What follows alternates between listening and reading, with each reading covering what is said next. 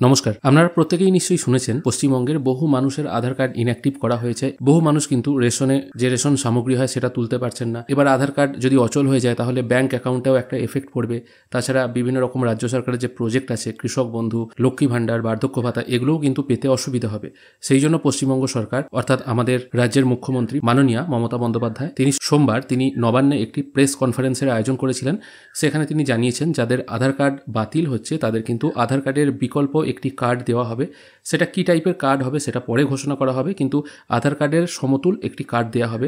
এবার এই কার্ডটি তারাই পাবেন বা তারাই আবেদন করবেন যাদের আধার কার্ড বন্ধ হয়েছে বা ইনঅ্যাক্টিভ হয়েছে। এবার যাদের আধার কার্ড অলরেডি চালু আছে, মানে অ্যাক্টিভ আছে, তাদের কিন্তু এই কার্ডটি আবেদন করার কোনো রকম দরকার নেই।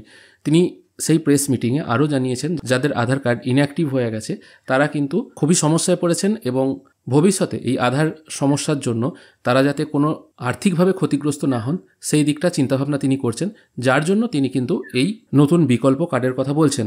তিনি একটি নতুন পোর্টাল উদ্বোধন করবেন সেটাও তিনি বলেছেন। সেটার নাম হবে Aadhaar grievance portal for West Bengal. এখানে যাদের আধার কার্ড ইনঅ্যাক্টিভ হয়েছে তারা যদি এখানে নাম নথিভুক্ত করতে চান তারা করতে পারেন এবং সেই সাইটটা মঙ্গলবার থেকে চালু হওয়ার কথা ছিল, কিন্তু এখনও পর্যন্ত আমি ওয়েবসাইট সার্চ করলাম, কোথাও Aadhaar grievance portal for West Bengal এরকম কিছু আমি এখনও পর্যন্ত দেখতে পাইনি। তবে 3 থেকে 4 দিনের মধ্যে এই পোর্টাল চালু করে কার্ডও অলরেডি ডিস্ট্রিবিউট করা হবে এটাই জানানো হয়েছিল। তবে হয়তো আজকের দিনটা এখনও কিছুটা সময় আছে, দেখা যাক, আজকে হয়তো চালু হয়ে যাবে।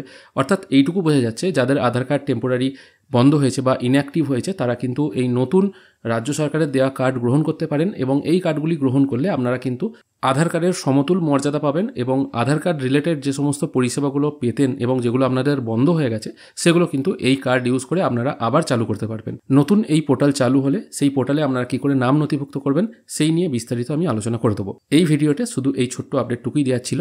ধন্যবাদ।